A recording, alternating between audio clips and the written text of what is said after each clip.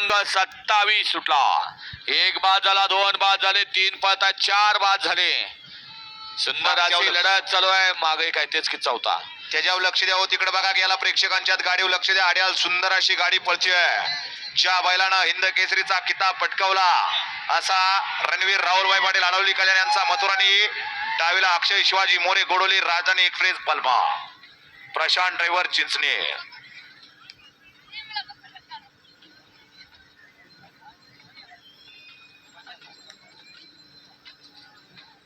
घ्या निकाल घ्या.